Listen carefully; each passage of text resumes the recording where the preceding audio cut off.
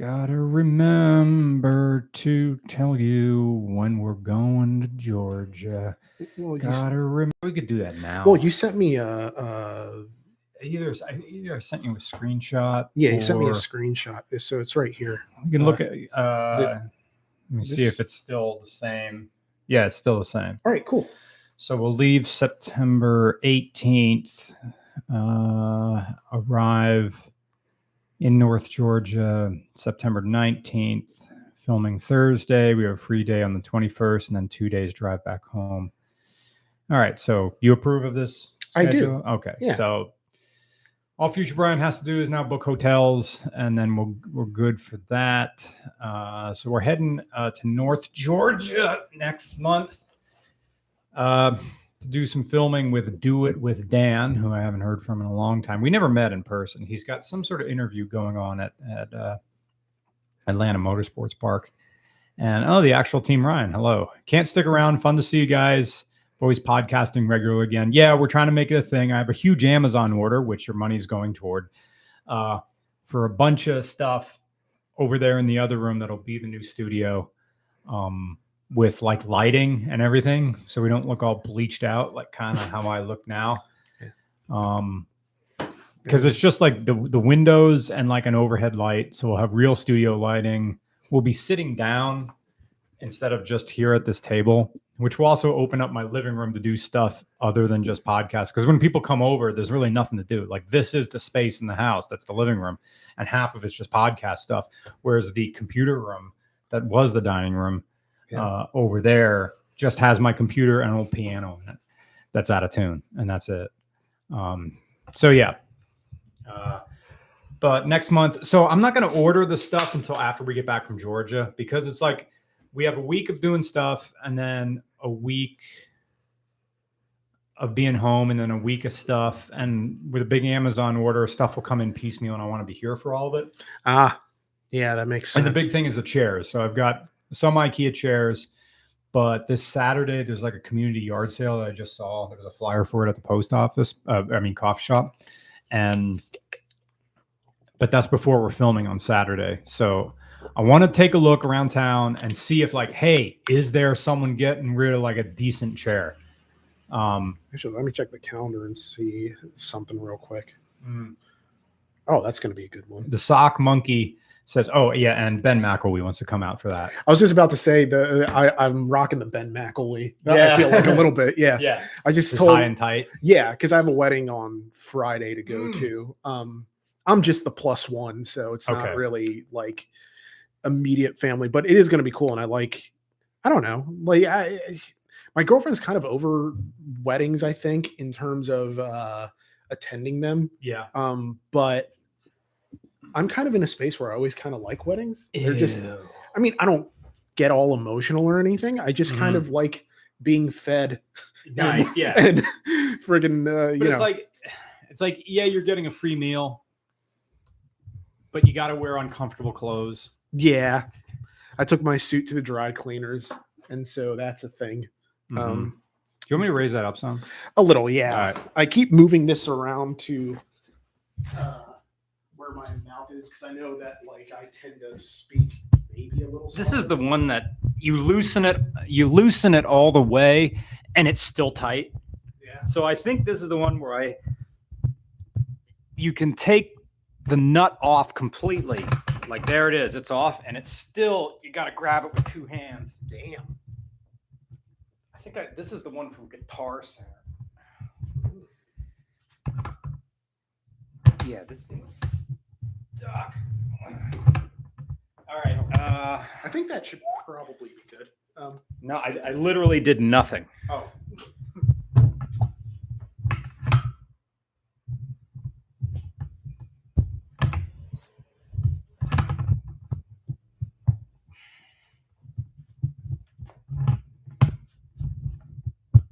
This thing's gonna give out, and it's gonna be violent when it lets go. Jammed in there. Like all things, what do I need? A fucking vice grip.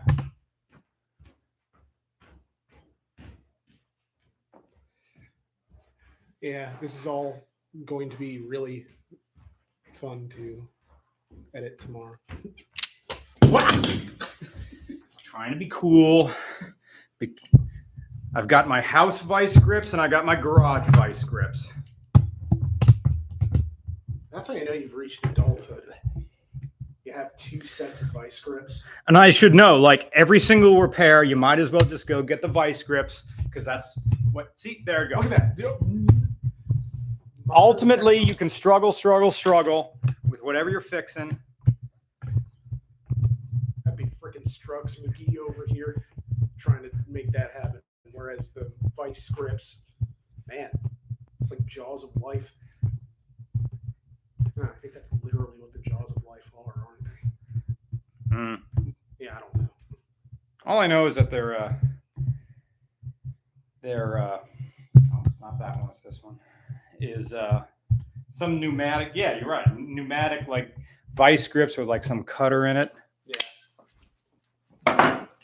I'm probably gonna edit all this out when we go up there on Spotify tomorrow, right. Or when it goes up on Spotify. Unless people kind of love it's almost like a running bit of just the setup of the podcast. You watch other people with podcasts, like how is something fucked up on every single podcast, and now you don't get it right. You know, listening to Classic Come Town, something's messed up with the board all the time. Yeah, and it's like, I don't know, it's Murphy's Law. It's what happens. Yeah, the Sock Monkey says, hi, guys. The Sock Monkey also says, Australia is an elaborate hoax.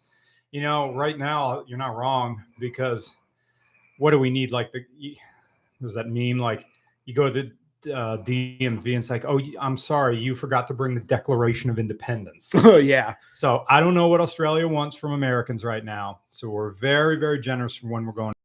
They want to see the booster needle sticking in your arm. Yeah. They want you to have like they need Brad Williams dressed up as a doctor popping out of a suitcase with like 2 thumbs up that says he's good. He's good. Yeah. He's good. Just mobile doctor. That's like a bit. That is a bit. So I'm still getting hammered with taxes because RCR did so well during the pandemic and we had so little expenses that every quarterly it's like, phew, I'm buying a car like 4 times a year. Basically same. Yeah. So I have to remember, like, hey, I started thinking yesterday because like my quarterlies are due next month. And I'm like, oh, yeah, well, I think we can swing Australia. And I forgot to factor in quarterlies. Yeah. And I forgot to factor in the end of taxes. It's like, nope, it's not happening. No, not happening. Yeah. Maybe 2023. And like late 2023, if it would be like October. What do you mean 2024? Ooh, that's right. Because we were talking about escaping the 2024 election. Yeah. Doing mail-in ballots and then fucking off, leaving the country. Yeah. And like making sure. And I don't want to be on a plane when the winner is announced. I want to be a week into Australia where like we're busy filming and the election is on the other side of the planet. It just goes away. Kind of like when the Eagles were at the Super Bowl. Yeah, that's what I was thinking. The same thing of literally it's the Eagles winning the Super Bowl. And we're like super Pennsylvania and we're just not there for any of it. And we're listening on the police scanner app of just listen. We have someone climbing a lighting structure to reach the top of a restaurant on, Girard Boulevard or whatever. There were people greasing poles with Crisco and just general debauchery because it's just, There is a man dressed as a giraffe falling off a unicycle. There's a guy with a power wash wash wand up his ass, water coming out of his mouth. He is delivered, or he's doing powered flight off of this wash gun. A man found a way to have anal sex with a calzone. He found the only in Philadelphia. Boris says, have an enema performed while you wait at Kunkelman Chevrolet, Buick, GMC, Honda, Suzuki, Tesla. Yeah. I mean, it's funny because with Kunkelman Chevrolet, I love the ongoing idea that it becomes more and more like a cult with each one. Like the last time I think we saw Kunkelman Chevrolet was when we did the announcement of Zazzle merch video. So if you just look up Regular Cars new merch, there's like a whole Kunkelman Chevrolet, and it's like one of my favorite skits that we've done because it's just we're riffing and doing whatever. But in the video, it's like we now have And I'm saying what kind of cars we have, or no, I'm saying we have merch, but I'm also in the text reads something different. Like we have your soul, stop pronouncing Reese's as Reese's, those types of things. But it's generally becoming more and more cult-like to where, yes, we're monitoring you. We know where you live. We know you have money. And we're just, it's this thing of your children are beautiful. We can see them from here. Yeah. We know what. We know what grades they're in. We know what bus they take. Early dismissal from school today. Funny. Do your kids like bus 21? Yeah. I know what is on the lunch menu. I don't know, but it's just a thing where with Kunkelman Chevrolet, I just find it as the more sinister and insistent it becomes, the funnier to me anyway, just because I feel like there are a lot of dealerships like that where they are very persistent, but in a way where, like, strangely enough, I took my nephew to the community pool yesterday just because, pool day, nice day for it. But there was an Out in Kia ad on the radio. They're just like, come on down to Hamburg. We're going to visit Out in Kia. Out in Kia. We have 12 cars on our lot. Yeah, they were talking about the cars. Sportages and one like Santa Fe. They're like, get the new Kia. I'm like, I know for a fact you cannot. Dick at that dealership. You can't get the new Kia. Bob. But it's just something, yeah.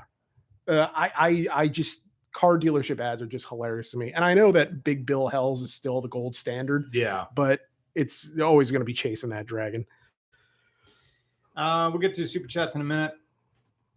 What are we talking about? Australia. So I saw a super chat go by. We'll get to it about how someone lives in Australia. Yeah. Like even if I save up for another year, we're still going to need help with housing.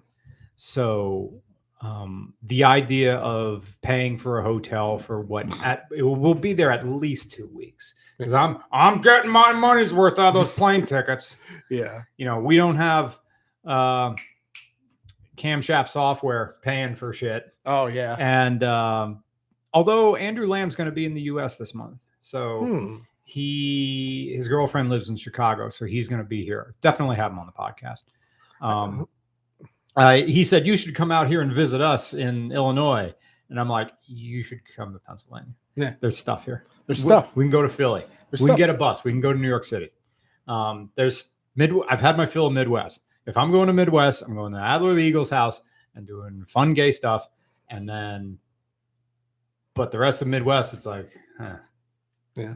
I just generally find with George, I see calls for the weather. All right, I'll give you the weather forecast before we leave. Yeah, but I do. Oh wait, yeah, I don't have to be anywhere till 5. We're not going to podcast on. The shuttle. No, this time my Aunt Cindy's home, and I don't see her forever, even though we're talking about all that stuff that she's into. But I love stories about your family because I find it so charmingly just like specific, I suppose. So, like the story of my family is a family in decline. It's well, this is my myopic vision of it because you come from I forget.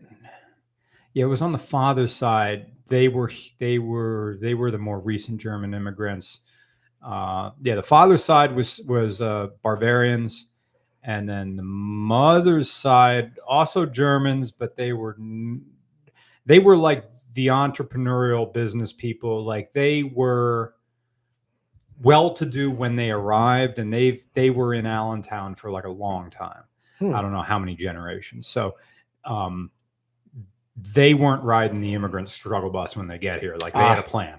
Yeah. The father's side, the real rider's side. Now, those are the barbarians. They just came here with, 2 steins of beer ready to party. So, yeah, make it happen. And like, whatever happens. They were said Bavarians or barbarians. Bavarians or barbarians. Yeah, right. But so they had, when their powers combined, they built a factory. And so, like, my grandparents were old money. So this was like, it wasn't Daddy Warbucks, but it was like, hey, Greatest Generation came back from the war and everything. did well with investing. But since then, if there is a theme to how I interpret my parents and the extended family, at least here in Pennsylvania, was all of them are trying to win the approval of a patriarch who is 6 feet in the ground and have been trying to do that for the past 2 decades. So, and some of that comes from, from I only have like childhood memories of my grandfather when I was single digits. And here's where things get dark, but we'll cover it. My grandfather put a gun in his mouth in 1990. He he was diagnosed with cancer in the 80s, where that's like friggin' Freddie Mercury. That's like, you're done. Yeah, you're done. And his doctor said, look, you just take all of this pills and you'll just go in your sleep. Because he was in pain all the time. But, he was a World War II bomber pilot, and he didn't trust the pills, but what he did trust was Smith & Wesson. So he ate a 38, and it was my aunt, not the aunt I'm having lunch with, but the other one. It was her. I mean, he did it when everybody's home. That's rough. So that fucked up the family pretty damn good. And, they had to clean up the mess. Imagine cleaning up your father's brains. Thing. Like, I always assume that there's some sort of like the equivalent of a crime scene tech when it's not a crime who comes and does all that. And there's really not. It's the family who's got to do all of that. And that's just so grim. Yeah. So, that's PTSD on the whole family. So, and without like, no one really sought therapy to like work themselves over. So, they just bicker with each other. Now the whole family is pretty good business acumen, with the exception of my Uncle Jim. So, he's like a bum now. Like, I think I saw him like the other day in like town over. Like, he is totally almost like a Hertzwood character from Sister Carrie. Sister Carrie, yeah. My uncle, his last big time job, and this is how much he's been like drifting through life.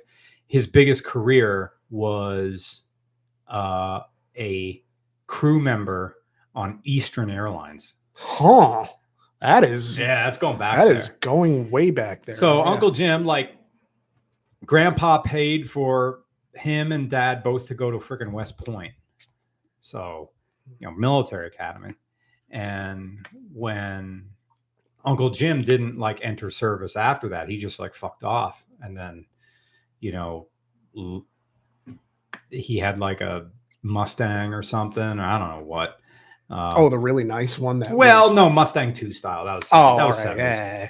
So the story I got, like, he just sort of bombed around and then spent money, and eventually he just became a crew member for Eastern. And my dad told him, like, when there were strikes and union strikes, like in the early 80s or something, he crossed the picket line. He's like, fuck you guys, I need money. Yeah. And it was like, boo. Yeah. Freaking yelling scab at him. But, Uncle Jim just looked out for himself. That's it. And he lived a life of pleasure. And then he had 2 strokes, like right before RCR started, or as it was starting. And, now he can't speak. He no longer recognizes his brother, my dad's face. So he was the Disney World uncle. Oh yeah. Disney World uncle. Yeah. All he wants to do is just retreat to a very childlike state. Like, you could almost like, he always had sort of the emotional maturity of Chris Chan. So, and he probably had some sort of mental issue that predates Grandpa's suicide. So he just did what felt good, drank, ate. And when you're a kid, he's fun. Like, the fucked up relative kicks ass. Yeah. He would give me, I remember when I turned 21, his presents, Uncle Jim's presents for me, ever since I turned 21, like, his Christmas present was always a quart of Yingling Lager with a $20 bill rubber banded around it. That's badass. I mean, it's and when you're 20, it's like, fuck, all right. It's $20 for more of that. Meanwhile, like, and he's probably planning his next Disney World trip at the time, and that's all he wanted. Yeah, he just wanted it, like, to regress into childhood. Now, I'm not immune from that.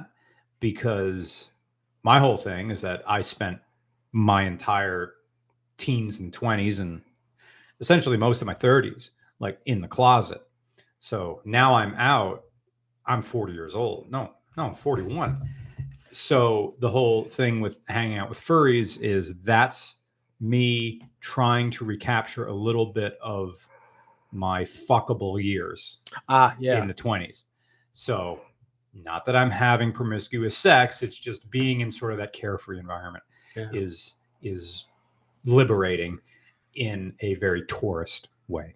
Yeah. And you're being able to allow yourself the freedom of something that you didn't allow yourself before.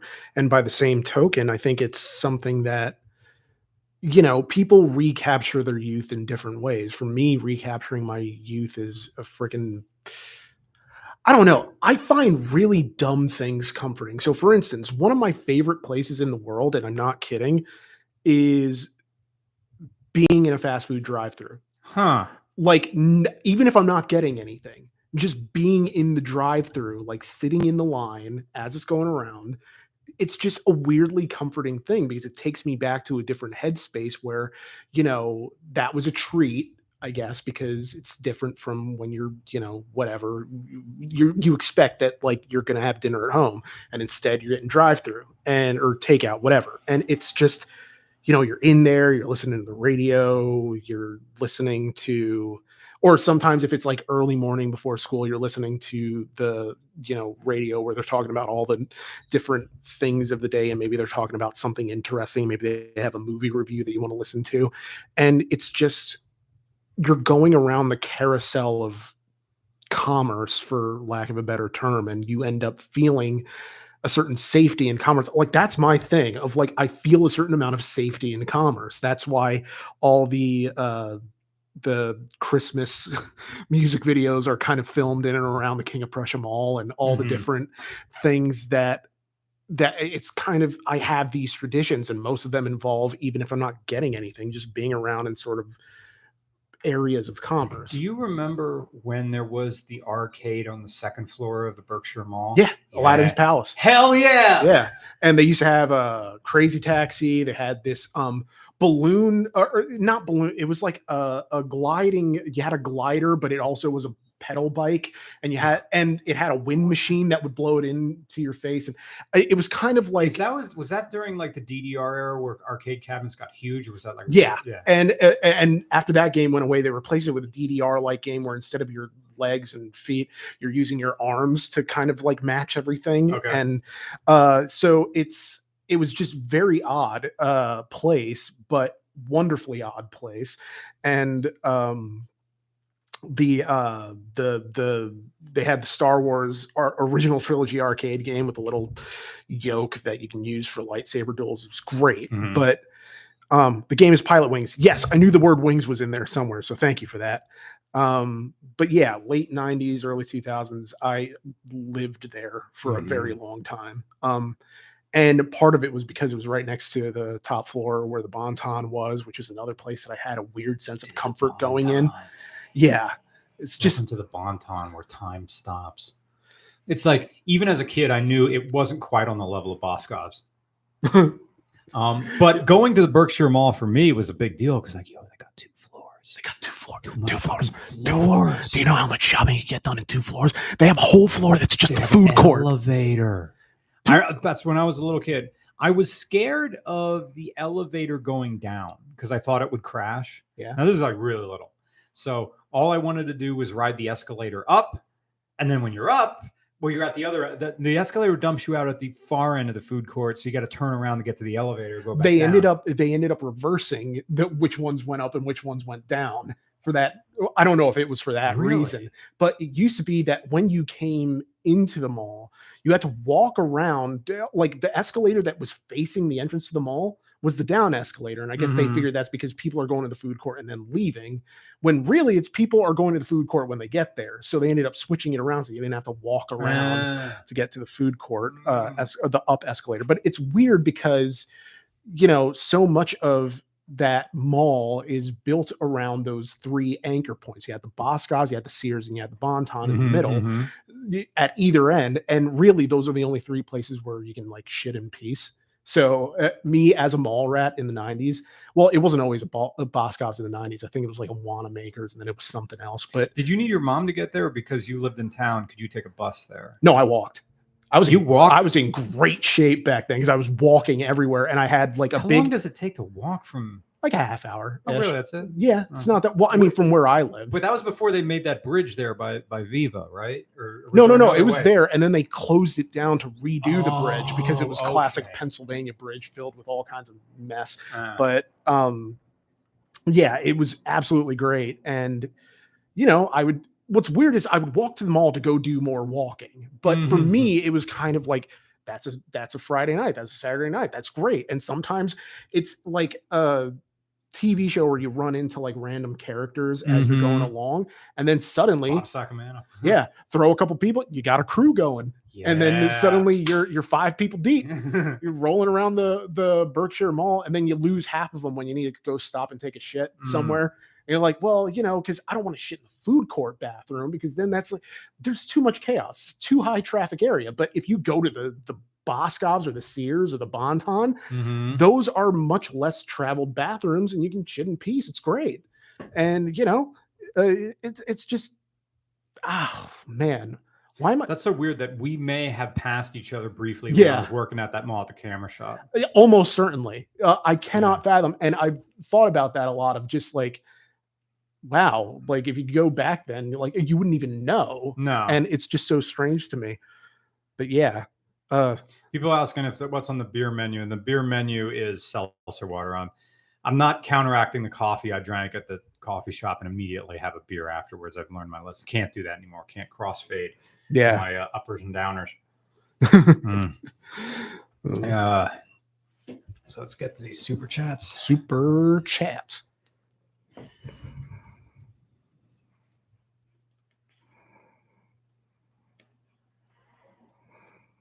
College radio can be summed up in 2 words. College radio can be summed up in 3 words.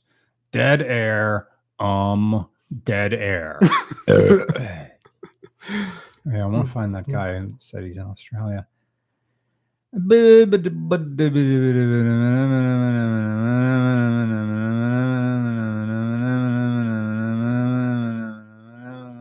Team Ryan. Okay, we got hi guys. Australia's a hoax. Boris says, have an enema performed while you wait at we said that. Thank you, Boris. Imperator Zor says, flying cars. The thing that 1950s thought would be the future. Just imagine the worst drivers zipping around at 400 kilometers an hour on skyscrapers drunk. Yeah. Imagine like real sky rage. Like you're up there. People wanted a dogfight with each other. People figuring out how to dump bleach in their engines.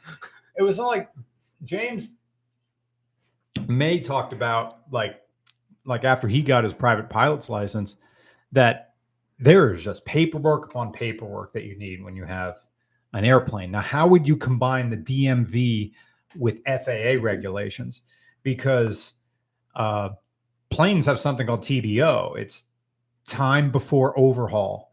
So that they don't, airplanes are not measured in miles, they're measured in hours, kind of like a dirt bike or a snow blower or a 4-wheeler, something where the miles aren't really what matters. What matters is how many hours this thing's been on. So after so many hours, the engine needs to be overhauled, like replacing cylinder heads. Like the strictness of inspections for general aviation is something to the magnitude of 10 times what a car is. So buying a plane, even now, is not that expensive. You can still find $150,000 airplanes. But these things will cost you $20,000 a year just in maintenance. We haven't even got to the 100 octane low lead avgas at what, $6 a gallon? And these things burn how many gallons? Now, and gas mileage is measured in gallons per hour. No. How many gallons does this consume in an hour? And that's why they call going for lunch in an airplane the $100 hamburger. Because at bare minimum, every time that thing starts, it's $100. Yeah. So, and thank you to Greg International, who's giving me free flying lessons, which I haven't taken him up on, I think even this year yet. I even tried to hand him $100 bill for like everything. And he says, no, don't worry about it. Good guy. So free Avgas and free instructions. And he signs my logbook. So excellent. Yeah. I just find it funny that with Pennsylvania drivers, they wouldn't have the road to blame on it anymore. Yeah. It's like, man, these Pennsylvania skies are ridiculous. Senor Cheesy says, what's your opinion on food delivery gigs like Dunkin' Donuts? Oh, I think they mean DoorDash. Oh. Or delivery dudes. I don't know. I mean, what are you? Double parking and a lot of four ways and a lot of knock it on sketchy houses? I mean, sometimes, I haven't used one. So the only time I use one is if I'm visiting my sister in Jersey and I don't know where anything is. And I'm just like, let me just order like a coffee from somewhere and have them bring it to me. Cause sometimes I'm like babysitting the kids and I can't go out and get one. Right. But it's something where a lot of the time, yeah, it always is double park. I don't ever see anyone park like proper. And granted, I would imagine like sometimes they have someone with them and, sometimes like they're getting out of the car while the other person who's driving is double, which I don't know if they're actually allowed to do, but I'm not entirely sure it matters one way or the other. Like I know surprisingly little, and maybe it'd be a good second channel video of just like investigating what it all entails to be a food service delivery driver in a rideshare app type of thing. Tony Airlines did it when he had his Beat. He would do DoorDash with his The Honda Beat? Beat. Yeah. I imagine it's not like Uber or Lyft where your car has to have a certain amount of like, it can't be older than X amount of years. Like they don't even care. I can't imagine they would care if he's using a Honda Beat to deliver food, which is just hilarious to me because this like tiny thing would pull up this Matchbox looking car. Yeah. But yeah, I have no opinion. I've never used it. Yeah, I mean, good on them. Bastard. So the idea of paying like $30 for a Big Mac is like weird to me. Yeah, it's the kick up that is really where they get you on everything. No. And I think for a lot of people, it's the barrier of entry, but for a lot of customers, the barrier of entry. But for a lot of the drivers, I feel like that's a lot of the impetus for doing it, because if you have enough people who tip well, I would imagine it's, well, actually, are you even making the money back in terms of, because can you write off those? I would imagine you can write off the miles, but like the gas, I don't know. It's all weird. And I don't know. Cameron says, thank you for the generous donation, by the way. Woohoo, RCR Aussie edition. I have a place in Wollongong. Thank you. Just south of Sydney. Obviously stunning. I'm currently in the United States. I just bought a 2013 Scion TC 6-speed manual with one previous owner. Should I supercharge it? No. No, that's a glorified Camry. No. Are you going to blow it up? I mean, those are just commuter engines. You put forced induction on them, I don't know what's going to happen. Unless they're secretly black tops. Are they a 2ZZ? They're a 1Z engine? I don't know. That's a good question. Let me find out. The TC never struck me as anything special. When Ben Wright was our intern, he loved the TC, and that was the video he did. He had a lot of fun driving that because he always wanted one of those things. I always looked at them as, a warmed over family car that's 2 doors. It was too big. It was too lumpy. It wasn't sharp handling. It was just all looks and no show. It's one of my least favorite Toyota products. Look, if the car is disposable to you, do whatever you want, but do whatever you want. But if you have to rely on this vehicle to get around here in the US, the answer is no. Just keep it how it is. You want forced induction, get a Mazda Speed 3. But I guess that's maybe not special because a Mazda Speed is a world citizen. It appears to be a 2AR-FE 2.5 liter inline 4. No idea what. Or straight 4. Sorry. Yeah. No, same thing. Same, but yeah. I mean, if you want to say straight 4, that means it's longitudinal, which it's not. So, Yeah, cool. The big thing with Australia is trying to find someone. Hey, can we stay at your house for like a week? Well, will we that be cool? doing it a week at one person's house and a week at somebody else's? Yeah, probably. Well, hey, so we should find with those people that you talked to, maybe somebody who like some brand that will put us up. I would imagine brands have housing well, okay, maybe not, but if you find someone who will like underwrite it, like a brand of some kind that's just kind of be like, oh, we're sponsoring this thingamajig, because I mean we still have like another year and change, presumably. Just say yes to brand endorsement deals, and I can tell you right now, when you see us hawking a product, that means Australia. Yeah, we're getting those numbers up. Yeah. This is the nope. What? You can talk about it. I mean, the video's coming out Monday, so yeah. Oh, you sure? Whatever. Yeah, whatever. Because I don't have. They're gonna get a free read. Well, they want to get another free read anyway. Oh, I mean, yeah, you can say, hey, we got Manscaped. So. Oh yeah, we got some Manscaped stuff here. This box that I can use on my didgeridoo. Let's see. Oh wow, this is very nice. Crop. Yeah, the only thing I took out of that was the nose hair trimmer because I need one. Everything else you can have. Oh, cool. Very nice. Oh wow. Okay, yeah, that is already charged up the trimmer. Yeah. Oh, thank you. That's very considerate. So, yeah, your balls. Well, thank you. This is great. Got a trimmer. Got ball deodorant. That's great. Crop reviver. What is that for? Like pubes? I think they have two different types of deodorant in that box. Huh. Crop preserver. Oh, it's anti-chafing. There we go. Nice. Very nice. So, yeah, this is all very good stuff, and I have no idea what this is. Part of me is like, open it. Oh, there's a scissors in the jar by the router over there. If you're right. It's like another bag inside of that bag. It's a charging base, and then the plug. Okay. I knew it was a little too jagged to be anything like a ball buffer or something.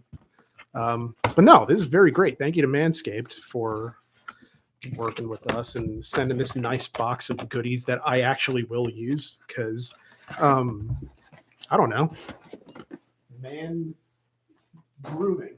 Oh yeah, there's also shampoo and conditioner. Yeah. And that's body wash. And a shirt. That's pretty great. I'm very satisfied with all of this.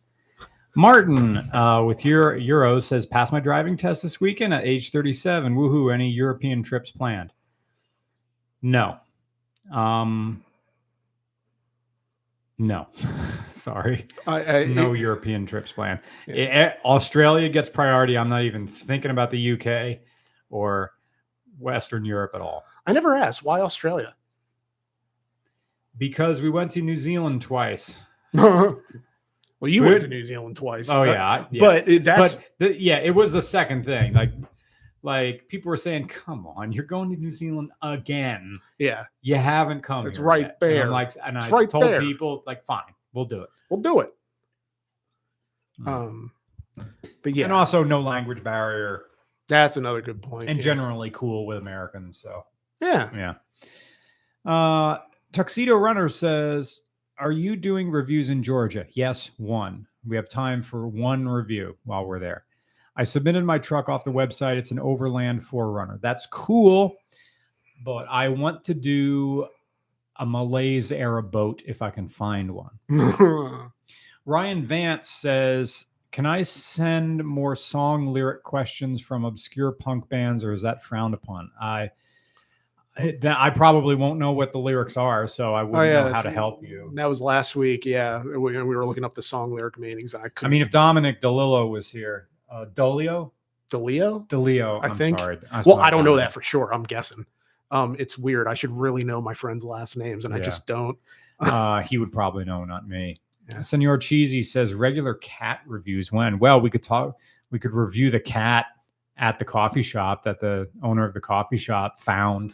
Oh yeah, the little kitty. Little kitty. Little kitten. It was trying to nurse on everything because it lost its mom. Everything's a titty. Yeah.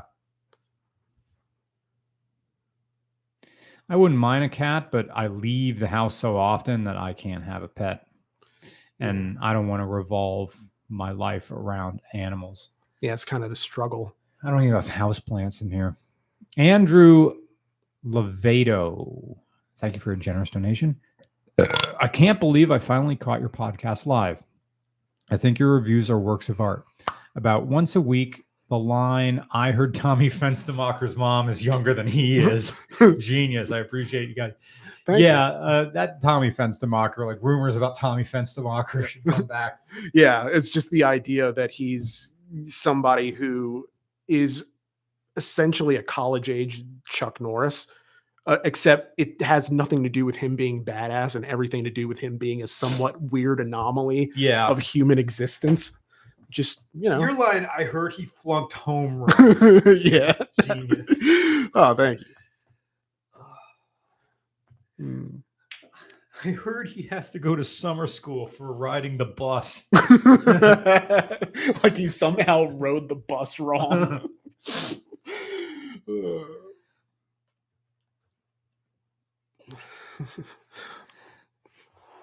I heard he has to have a chaperone for the bathroom. I heard he got prom canceled and he's homeschooled.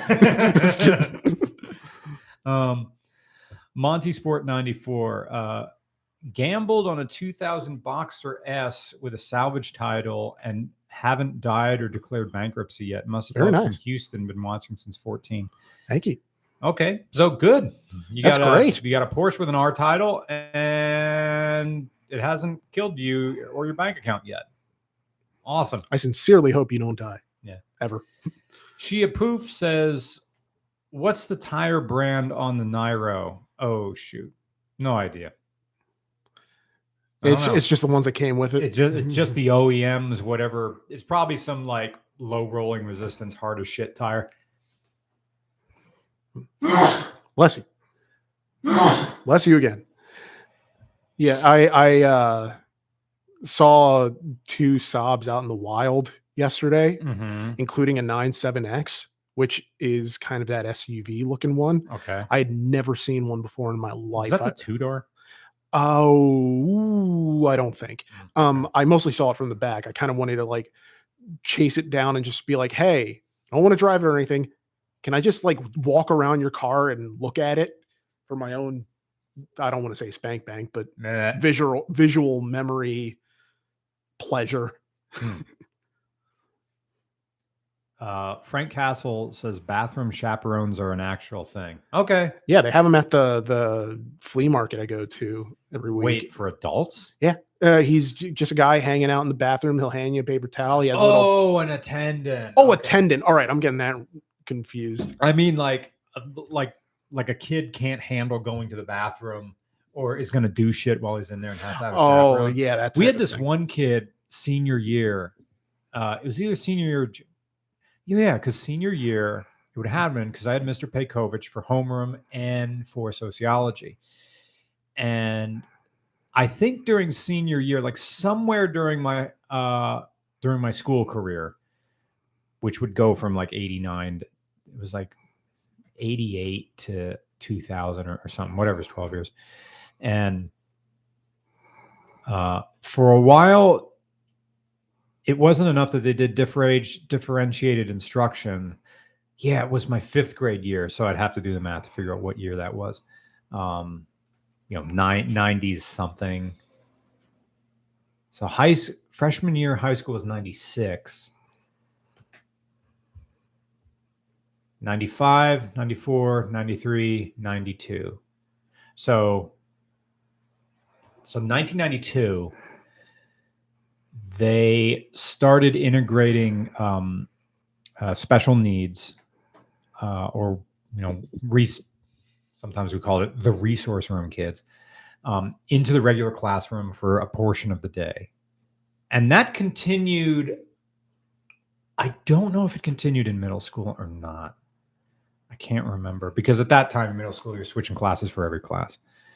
But I remember senior year, so this would have been 99, 2000, where they had one, and it was probably behavioral management resource, where the student had a chaperone with them at all times.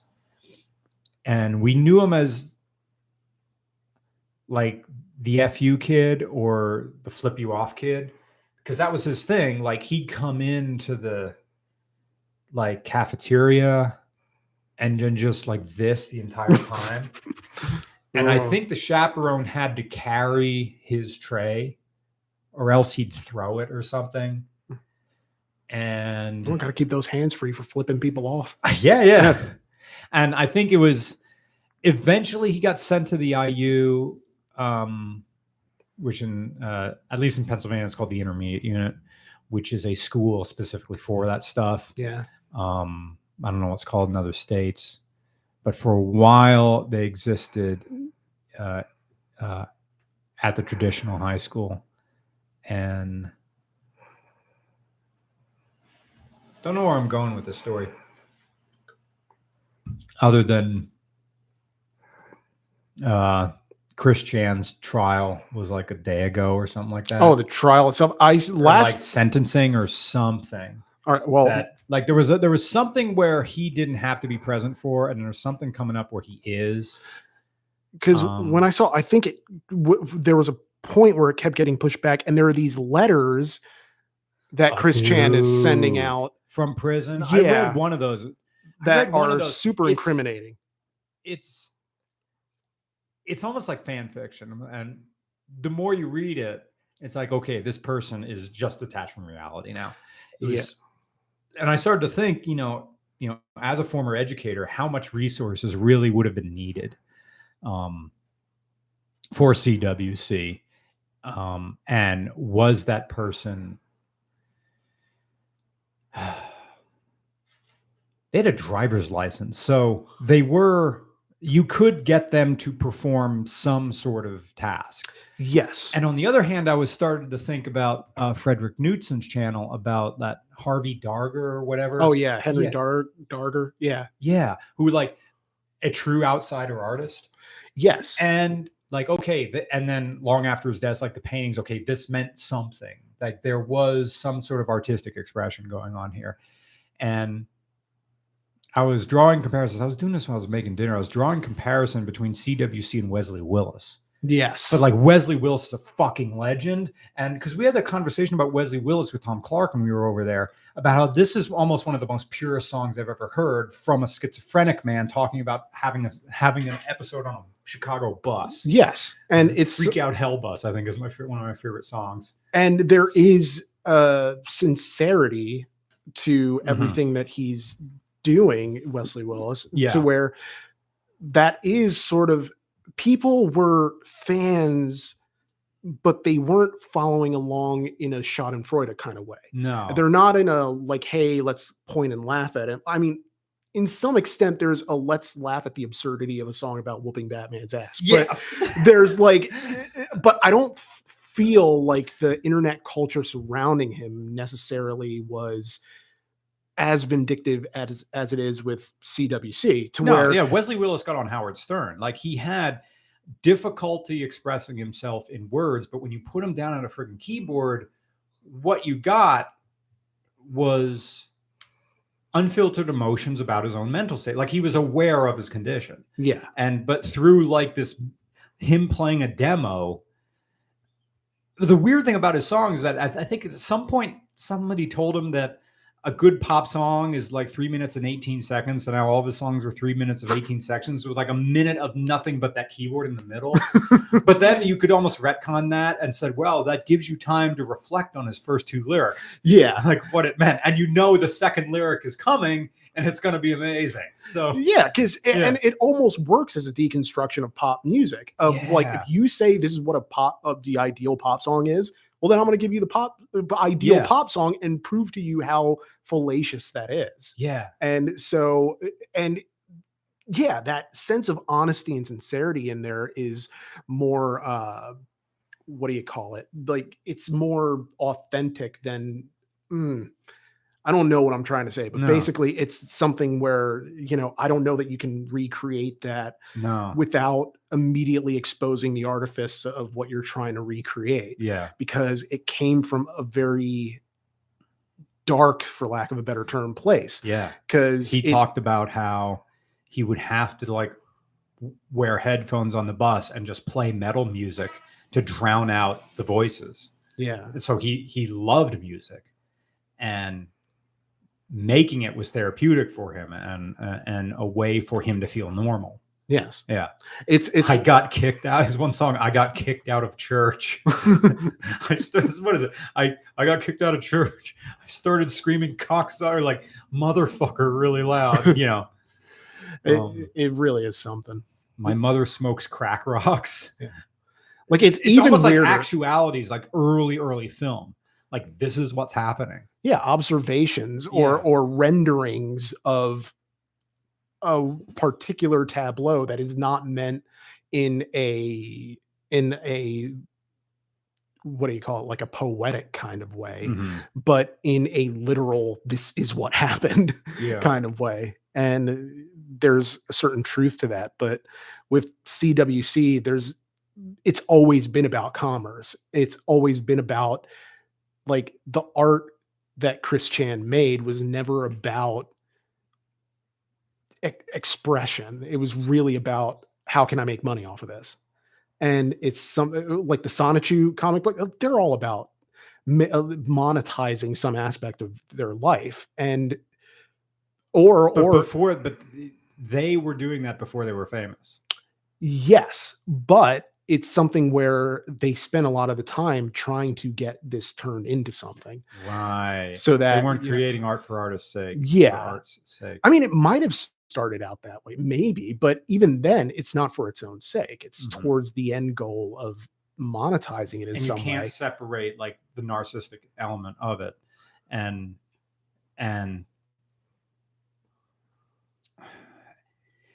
maybe you can view the tableau of their life as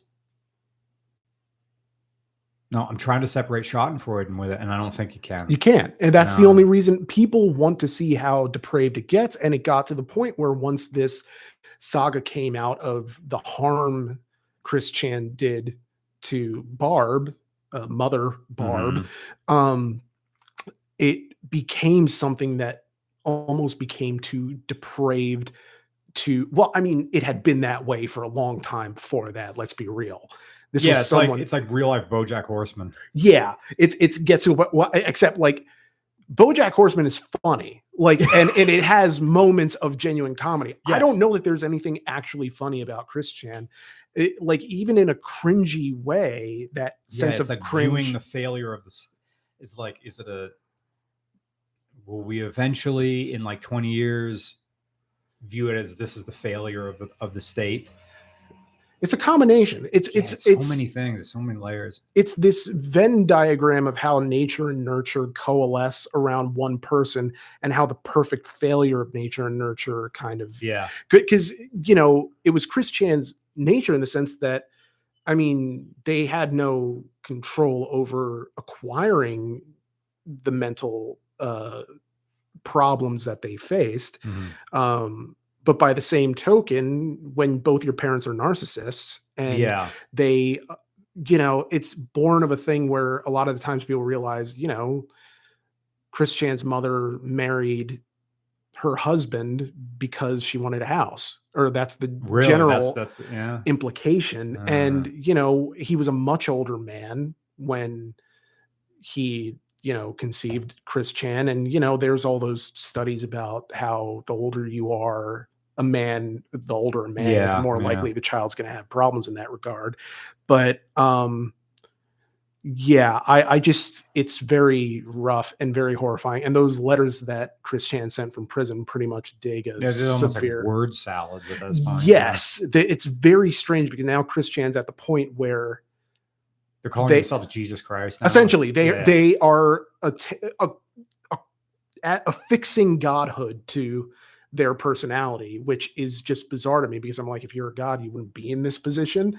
But ideally, that's not something that I think there is no awareness. Not that there ever really was, but I mean, any hope of awareness. It's the best that you can strive for is lucidity. Yeah. But you're never going to get a sense of awareness and acknowledgement of wrongdoing. That's just not possible in this situation, I don't think. So yeah. Who is that? It's not over, man. They're going to be in the spotlight for, well, never say forever, but yeah, you keep going round and round. Is there someone else in history who is close to this? Like a walking entertainment, a tragic walking entertainment, someone who we will watch endure hardship again and again, almost like who's the Greek figure who gets their liver eaten out over again? Prometheus, maybe, yeah.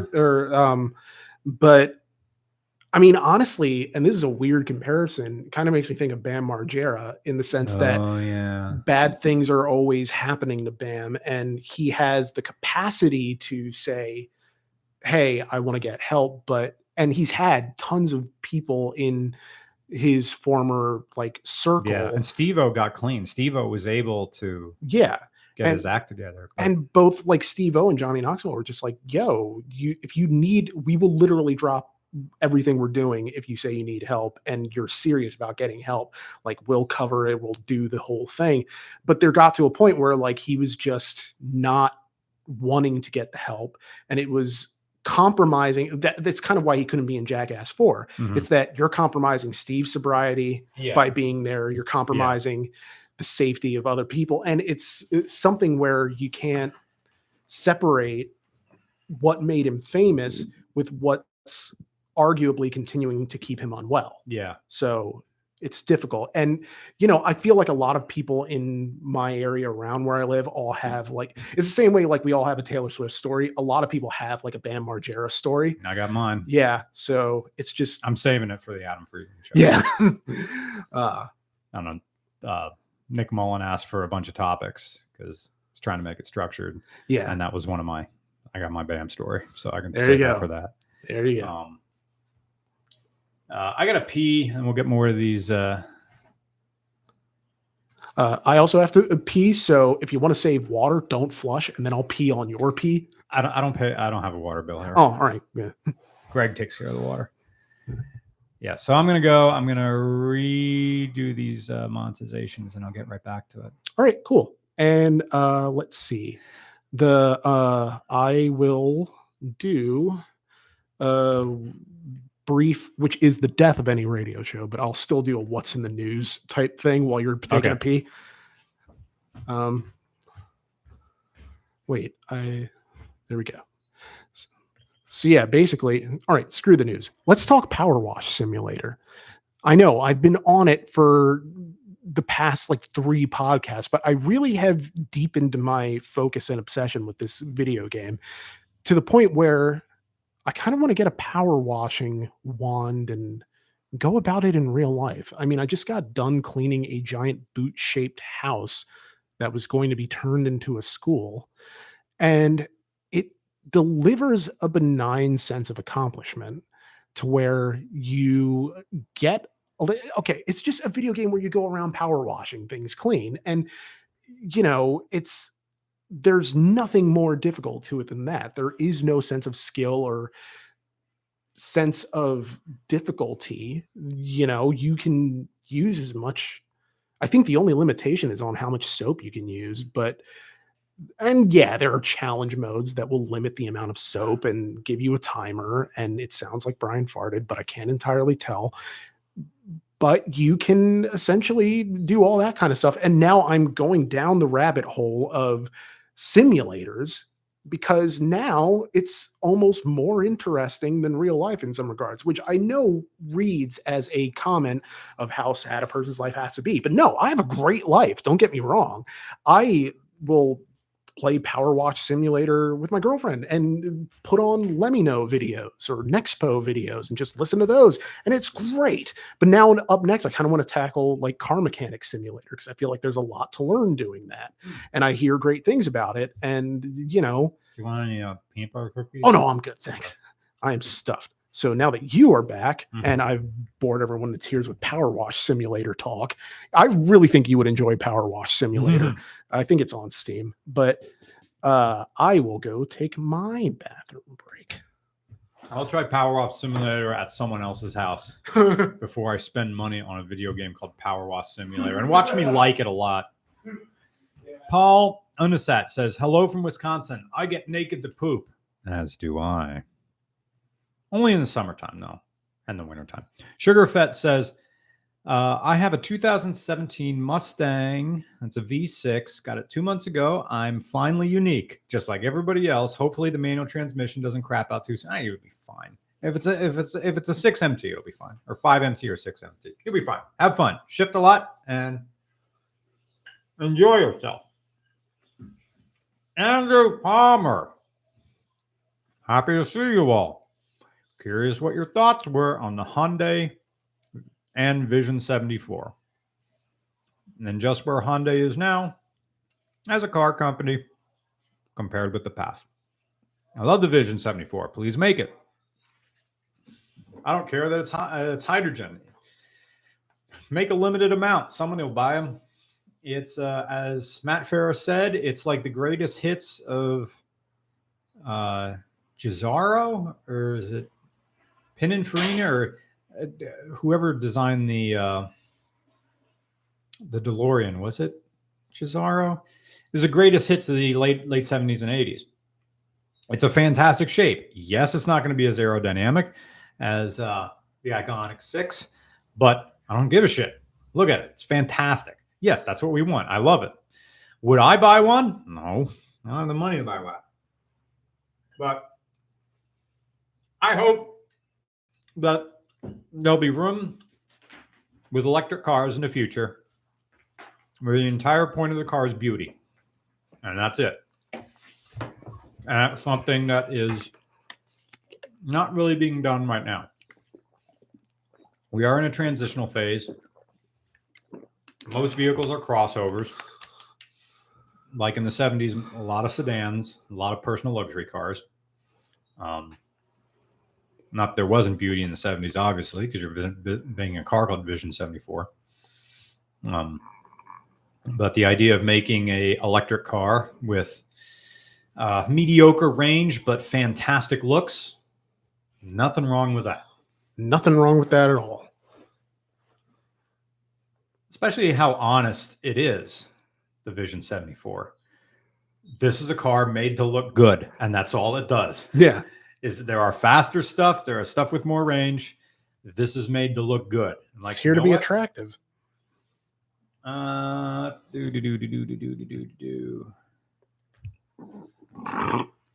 Andrew Palmer. Oh, that's Vision 74, so it's only one. The Nameless Ranger fan says, have you guys ever considered moving to Philly? No.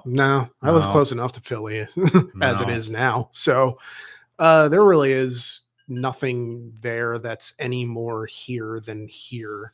The only upside to moving closer to Philly is I'm closer to the airport or the beach. Closer to a means of escape. Yeah, right. Yeah. No, I'm not moving down to the main line. I'm not moving to Chester. I'm not moving anywhere.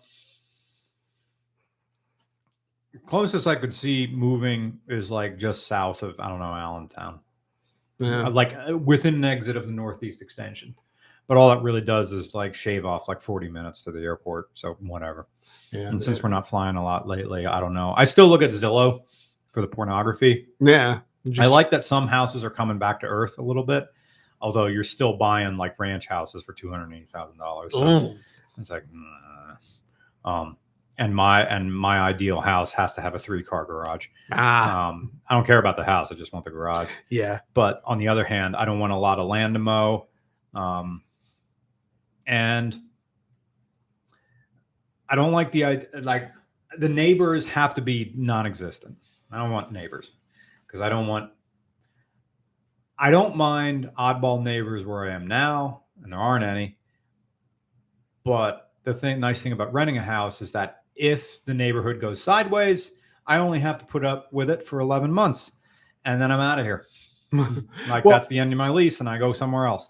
Yeah. So, I mean, it's something where I don't care about neighbors, but I can't have a homeowners association. Like that would just drive me nuts. There's none here. So, yeah. Because there's no freedom in that. There's no freedom in within the constraints of having a neighborhood that looks just so that they're so vindictive about. And I'm sure there are people out there who will argue that a homeowners association. People who want power. Yeah. If you want power over stuff, there's a better, like, be more successful in your life. I'll take care of that. Oh, we got one up here. Clay Ben Trees Jr. Thank you for the donation. Do you think the Dodge Diplomat is a good car? In terms of 2022? No.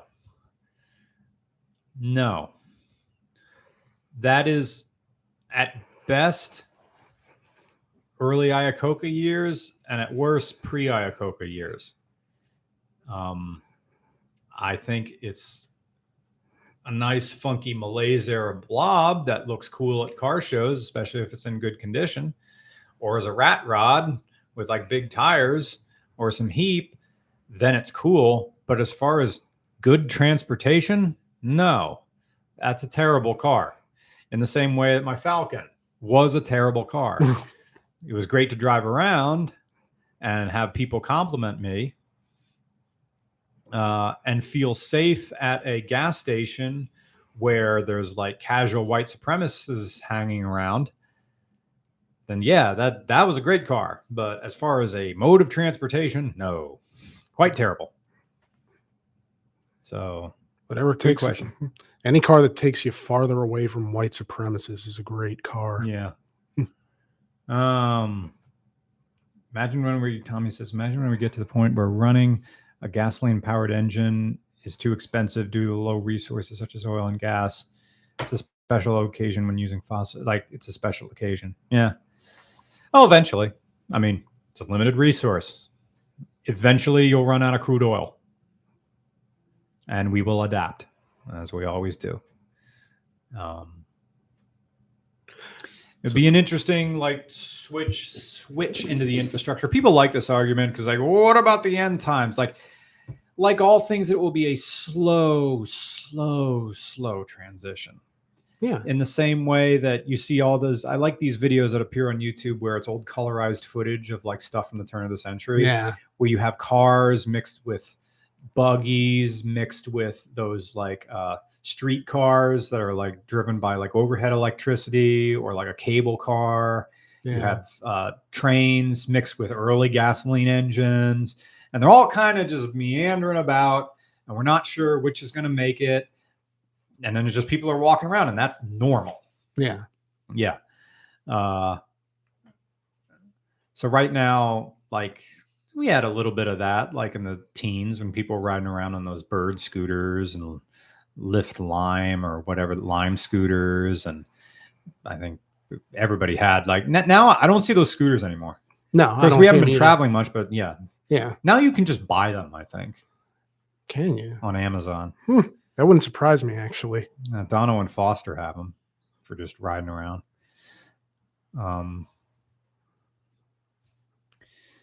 Yeah, so the transition away from fossil fuels will be so slow. Yeah, it'll be something where you'll notice it's happening long before it happens. Yeah, I think the greatest revolution in transportation, at least in the Western Hemisphere, was from, and this is like pure Pennsylvania, but the transition away from the donkey-pulled Erie Canal cart, like the barge that would bring the coal down versus the trains. Yes. And I think, or at least the stories told to me in history class, was probably the most like cantankerous thing, where you had people trying to sabotage the rails because you're taking jobs away from the good old Erie Canal. That little, isn't that one park down in Reading that still has locks left over? I think so. Yeah. We filmed there like once or twice. Yeah. And it's strange to me in the sense that essentially, no matter how far along you come in the evolution of industrialization, you're always going to have people who are resisting that change, but in a way that frames the narrative as though these people are being denied this thing. Yeah. In which case it's always jobs. Yeah. It's not, about the efficacy of the resource or the efficacy of the product being generated. It's more about whether or not people have jobs and can maintain jobs, and you're taking away jobs, but not just taking away jobs, you're taking away this job that has always been around, and we deserve to have had that job forever. Yeah. Yeah. So it's just very strange to me. You're taking power away from us. We mattered and now we don't. Like TV repairmen. And Maytag repairmen. Yeah. And people who cobble shoes. Oh yeah. Bless A 'em all. haberdasher. Come on down to the haberdashery. Let's see. Ryan Smith, guys, tried to get into a Nissan Rogue under 20K. They don't exist. Ended up buying my dad's 08 Acura MDX with 78,000 miles. Did I make the right choice? In comparison What did he want? Rogue? I tried to get into a Nissan Rogue, terrible car, and they don't. Yeah, it was awful. Ended up buying an Acura MDX. Yes, you made the right choice. Yeah. Don't buy a Nissan unless you're buying something from the 90s or you're buying a Nissan Leaf. I think a Nissan Leaf is the only Nissan you should be buying. He said, touching his own face. I guess versions of the Nissan Armada are okay, but I'm just taking that from Car Wizard. Brian Sitzgard, hello. I haven't forgot about your thing that you wanted me to watch and give you notes on. Have you considered being an air traffic controller? No. You would have limitless vaporware material. I can do that anyway by just plugging my recorder into the headphone jack of this computer and letting this run at a low bit rate, listening to live ATC.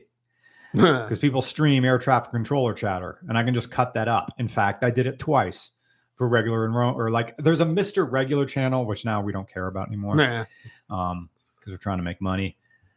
And I don't think I can really monetize. Well, I mean, is ATC public domain? I don't know.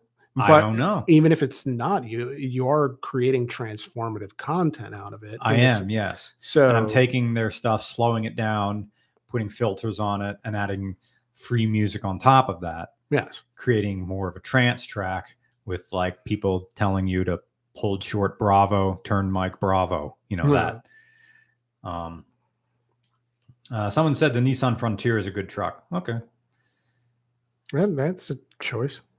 I mean, I say this while like my girlfriend drives a Rogue, 2017 Rogue, but it is because a lot of the time it's about getting something that is reasonably close to the Mazda CX-7 that she had already been driving. And it's kind of a good car for flea marketing, but I'm not thinking of it in terms of, the enduring durability of the Nissan, or necessarily in terms of the enduring stylishness.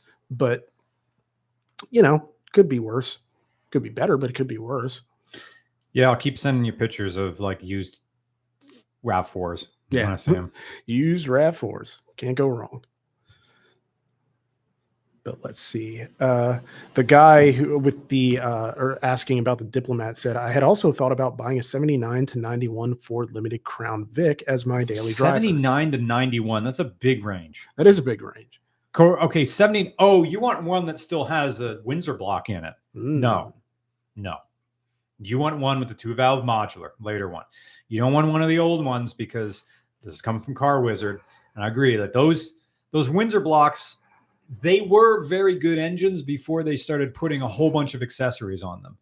Yeah. It's an archaic design. The Windsor block goes back to 1962.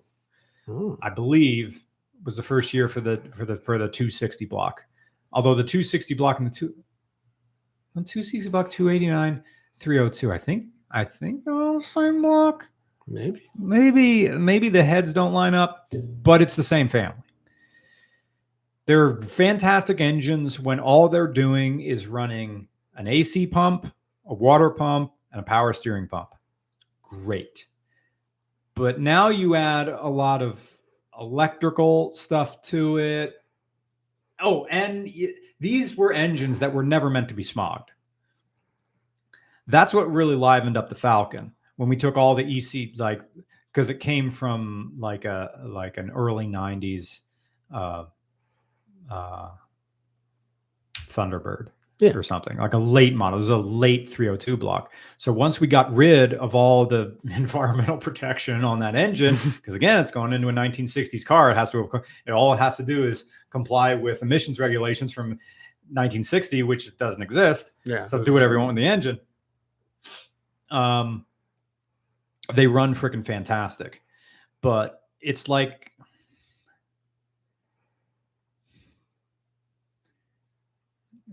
an old teacher that has to run by modern district standards and doesn't want to. Yeah. All these extra, like, you got to log now stuff on your computer. It's like, I don't have time for this. It's like asking Edward James Olmos, his character from Stand and Deliver, to teach in the 2000s when you had to teach to the test. Yeah. Ugh. No, a Windsor block is great when there's no emissions on it. And that's part of why some people get, I'm going to take away all the EGR stuff and our engine will run better. It's like, hang on, these are modern engines. They're made to have all that stuff on there. They're made to run like that. They have fucking direct injection, for Christ's sakes. The Windsor block originally was made to run with carburetor. They do run very nice with fuel injection, and you know, the 302s that are in those old Crown Vics, yes, they do have fuel injection. Some of them, the old ones, may have just freaking throttle body injection, which is terrible. Except when it isn't. But for the most part, that engine likes a lot of fuel and it likes a lot of air. And they tried to make those old V8s fuel efficient, and there was no way. And then they made them real cheap and tried to bring the cost down. So no, a Windsor block, you put GT40 heads on it. They run like a champ. Put any 4-barrel carburetor you want on it. Or like, and if you buy a Windsor block and it came fuel injected, fucking keep it fuel injected. Don't revert back to carburation like I did. It's never going to be fantastic, or you're going to be fiddling with it forever. Yeah, that's a good question. The start with 221, then board to 260, and then again 289, and then stroke to 302. Gotcha. The weather. That guy. Yeah, they wanted weather. Okay. They wanted weather.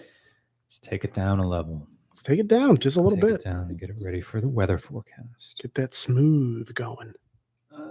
Where's my levels? Get that smooth jazz. Not that Nissan. Okay, we're going to up our mids big time. You know what? To do this correctly, I'm going to put cans on. Go for it. Flood salvage title Corvette buggy. Weird.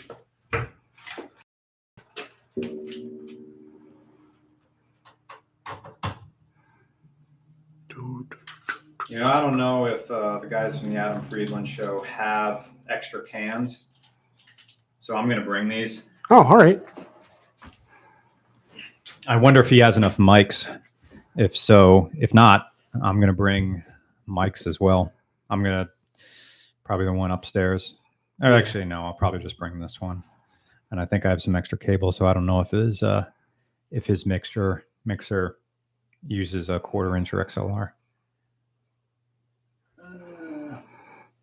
Okay, upping the mids. Here we go.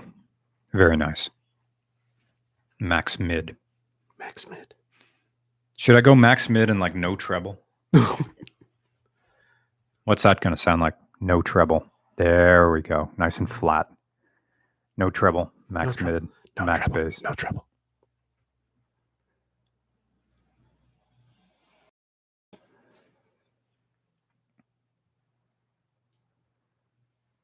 I need more cities here.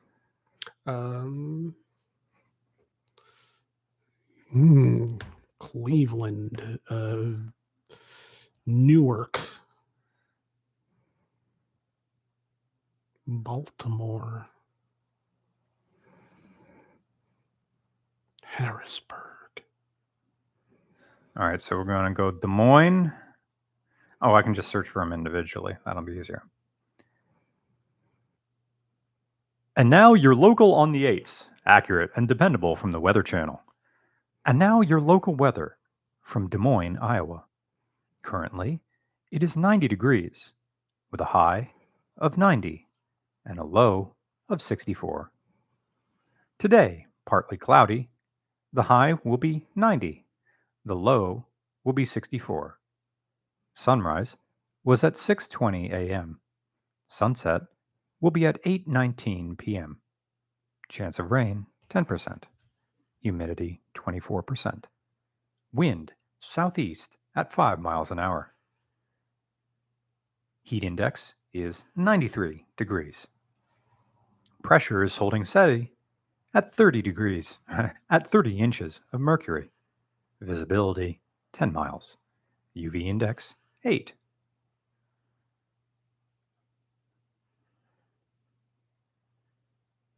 And now your local weather for Jacksonville, Florida.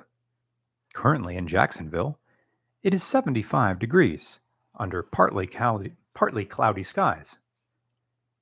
Tomorrow, it will be 90 with a 40% chance of thunderstorms, followed by a 70% chance on Saturday and a 40% chance on Sunday. Sunrise was at 6:51 a.m. Sunset was at 8:12 p.m. Chance of rain today is 20%, with a humidity of 89%. Winds west-southwest at 6 miles an hour. Precipitation today was 0.8 inches. Pressure is falling at 30 inches of mercury. Visibility 8 miles.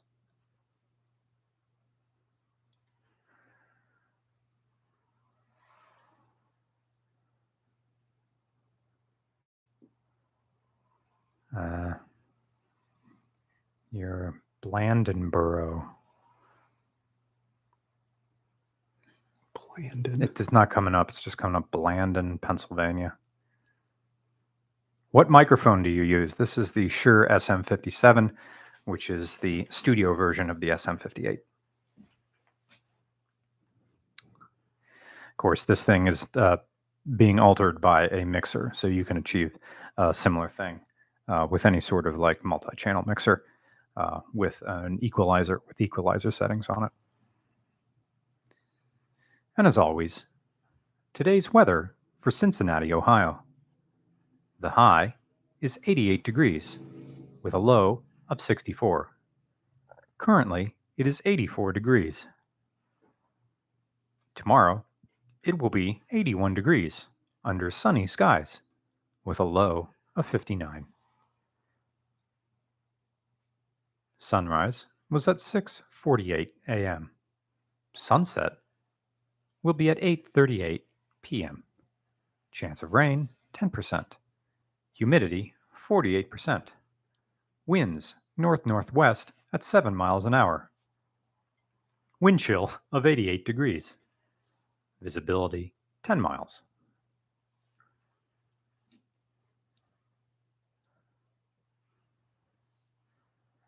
And now your current weather for Sydney, Australia. Currently, it is raining with a temperature of 54 degrees Fahrenheit. The high today was 61 degrees with a low of 52. On Saturday, Sydney, Australia will have a 70% chance of rain with a high of 64 degrees and a low of 50. Today, showers. Sunrise was at 6:37 a.m. Sunset was at 5:23 p.m. Wow.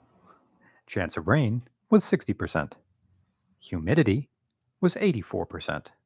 Winds north at 9 miles an hour.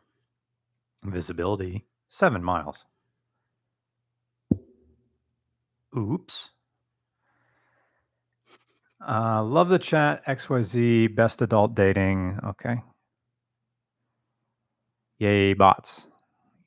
You know you are successful when the bots come a knocking. I wonder what the best adult site is.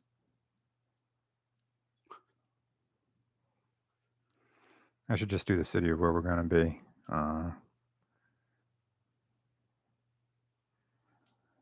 Amacorola, Georgia. Or is it Amacola, Georgia? Whatever. Savannah. And now the weather for Savannah, Georgia. Currently, it is mostly cloudy at 88 degrees. Rain likely starting in 8 minutes. Mostly cloudy currently. The high will be 90 degrees. Cloudy tonight with a low of 72. Sunrise was at 6:46 a.m. Sunset was at 8 or will be at 8:12 p.m. Currently, it is tomorrow with a today temperature of 30% chance of rain. Humidity will be kind of 56%. Wind south-south north-southwest at 7 miles per kilometer. Wind chill 95%. Visibility negative 10 miles. UV index infinite.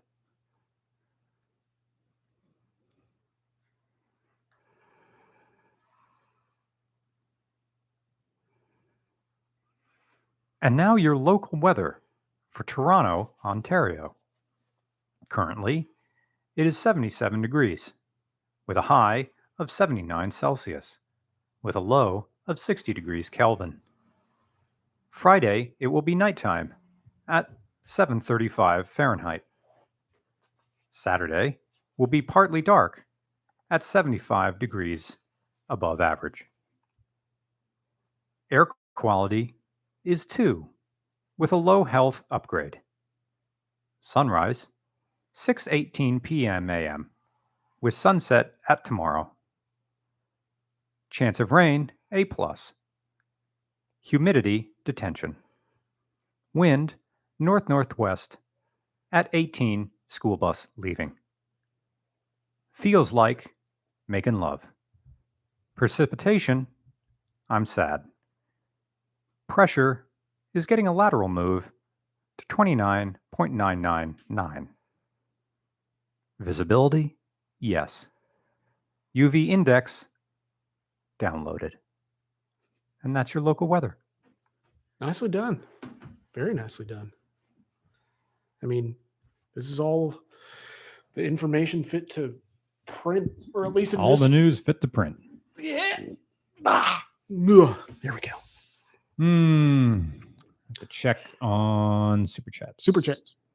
I should keep these cans on more. They keep me in front of the microphone.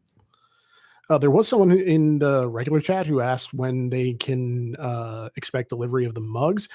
We don't control that. That's handled by Shopify. Yeah, and so, but if you email the order number, I'll look into it for you, make sure it's getting fulfilled, and get on my printer about that.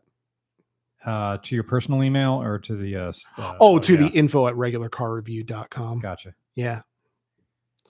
But let's see. So we did Mustang, N74, Philly. No, we do have Dodge new. Diplomat. Do we have a new one? Yeah. Okay. I think we got 2. Hey guys, said Slant the Quarter Geek says, hey, I got a question for you. I don't know what the circumstances would be, but if you decided to end regular car reviews show, what would you do for a final episode? That's an interesting That's like one. what's your final meal gonna be? Oh, well, I mean, I was thinking. I mean, can I get any car I want? Yeah, that's the thing.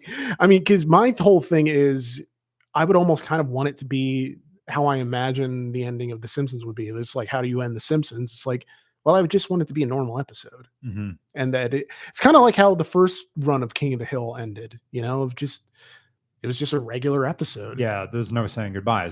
That's it. Yeah. We wouldn't even acknowledge that that would be ended. It would just be whatever's next. Yeah. And just call it at an end, and people would, find their own meaning in that. Yeah. And then there's another chat from Chrono Tango, $4.99. Thank you for the donation.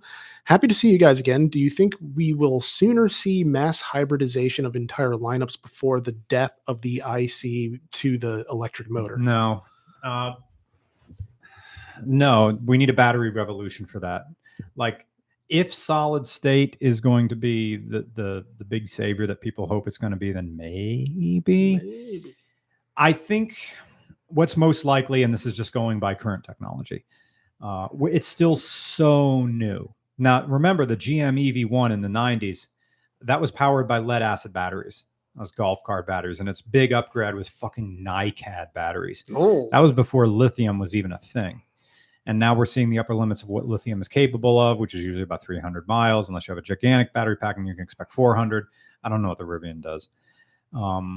But solid state is like promising the moon, and we'll probably get to maybe the troposphere, and that'll be it. Yeah, maybe the ionosphere. Maybe. And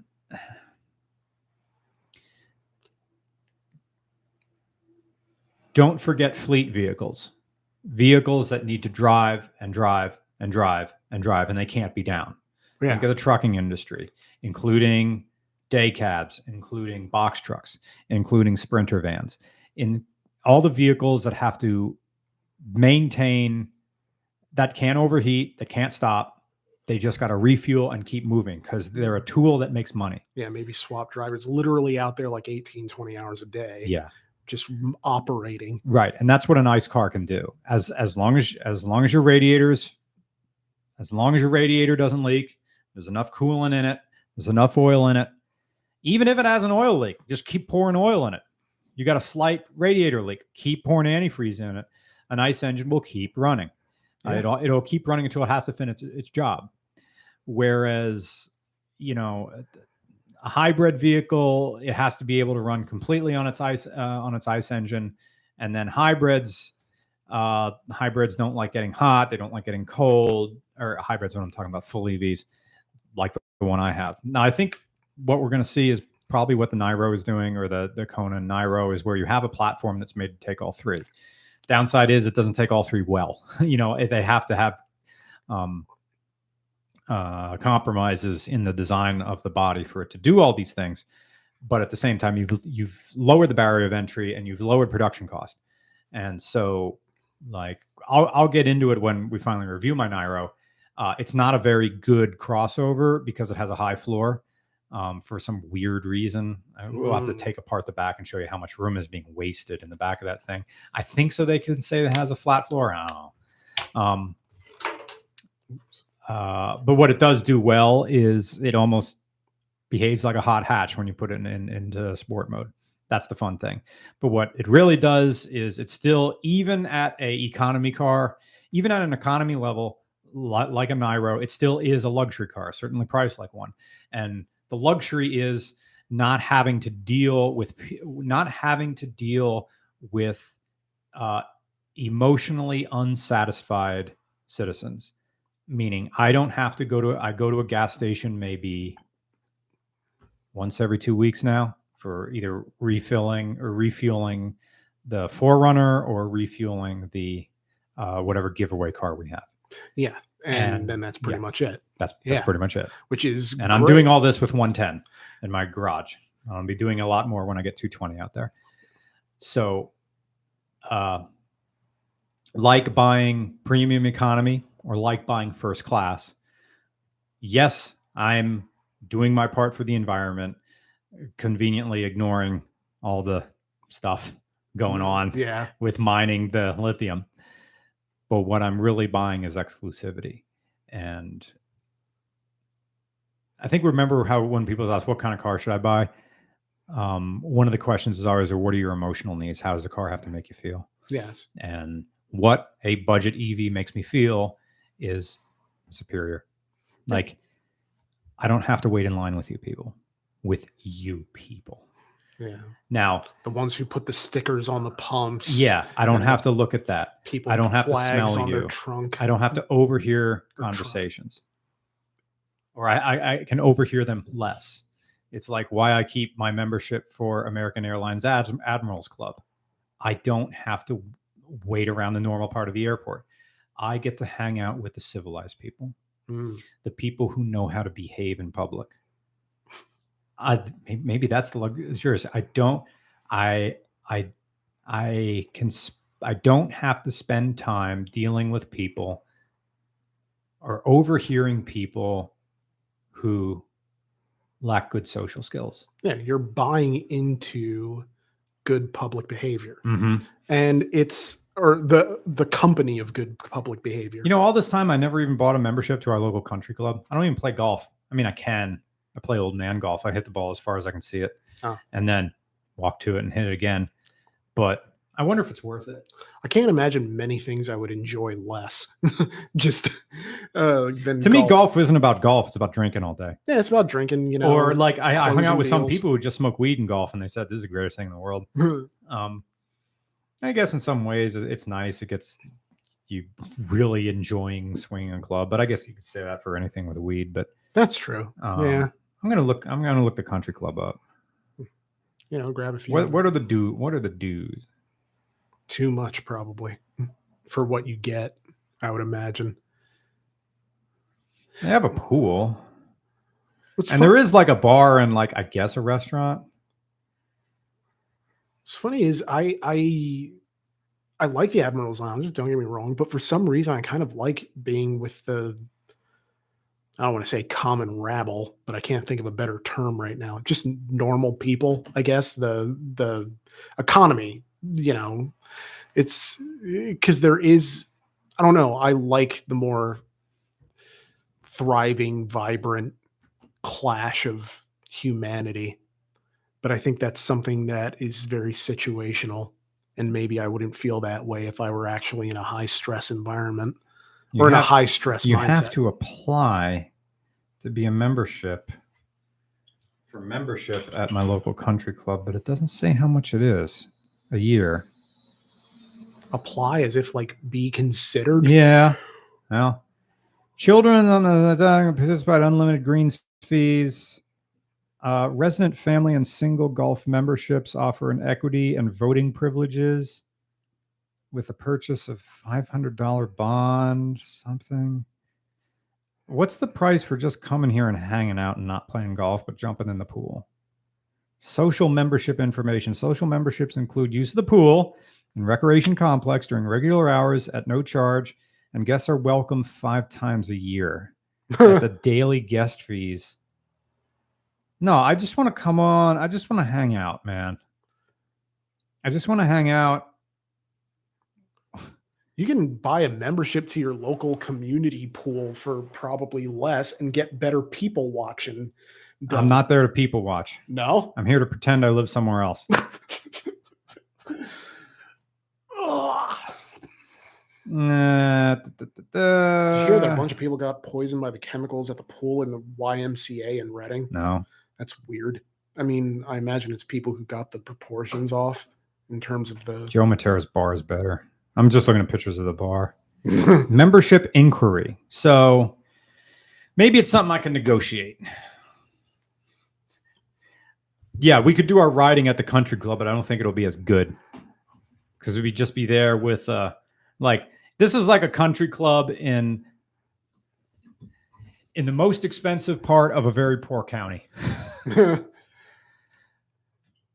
I mean, we're going to wrap this up soon. Social membership implies that there's like ways to acquire social bonding, which I don't know is the case at a country club.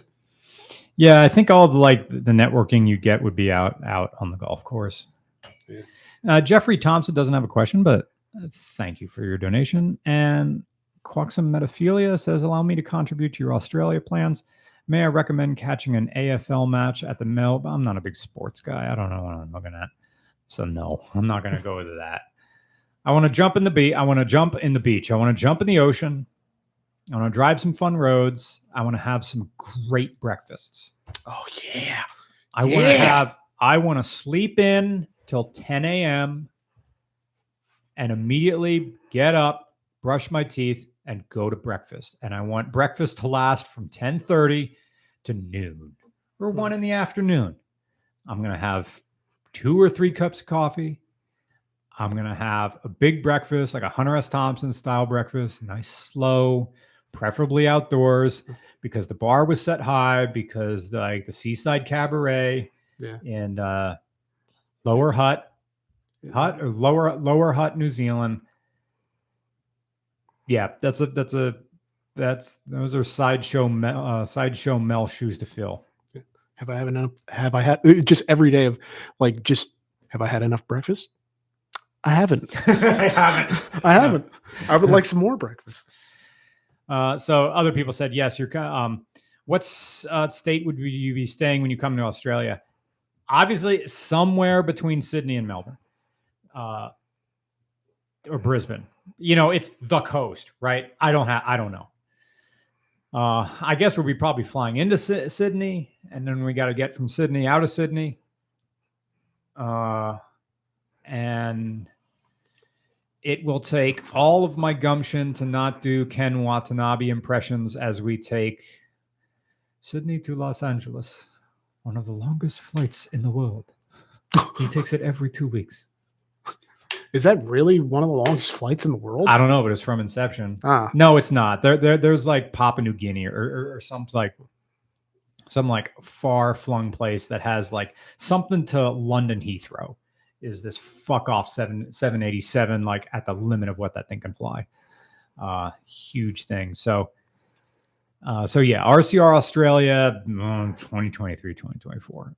Yeah, it's all because of Singapore to Newark, 19 hours. Holy shit. Ooh. I was looking at flights, and one of the flights from LA to Sydney, and I think it's the one going there, is American Airlines flagship, which is no matter what class you fly, it's a class above your average plane. They do like a special thing. I guess flagship is whatever 787 this is. This is like the USS Enterprise of their fleet. This is like, This is the best plane we got. This is the nicest one. And of course, they're going to charge more for this particular flight. But it's like, we'll pull out all the stops for this plane. This is the cleanest, and this, that, and the other. Probably the finest equipped. So I'm like, you only get so many laps around the sun. I want to do that. Now on the way back, there are American Airlines flights that go back, but there's also Qantas. Qantas does fly Airbus A380. Never flew on the double decker. I mean, I flew on a 747-400 once, but never the A380 super heavy, which could be a thing. But again, like, even the flights from LA to Sydney, if we would have done it this coming March, so March 2023, some of them, like in terms of like first class, only have like 1 or 2 seats left. Wow. Already now. So these there are no definitive plans on RCR Australia, although it will happen. That is the next big trip, international trip, until like the 2022 tax season is over. And I have a bead on how much I'm going to be paying taxes in 2023. Yes. All right. That's really it. Yeah, I think that's a show. Thank you to everybody who donates through Patreon. You're allowing us to exist as a far larger channel than we are, and allow us to have trips. And same goes to everybody who donates through Super Chat. That money is going to pay for travel expenses. Bless you. Thank you for everybody else who tunes in to these podcasts. We are doing them with more frequency, and thank you to everybody who watches on Monday. Once again, new car video coming out on Monday. It is already done, posted, and uploaded, and ready to go. It's going to be great. Yeah. Any closing thoughts? I have absolutely nothing to add. Yeah. All right. Thanks, guys. Have a good afternoon. Bye. All right. Take care, everyone. Bye.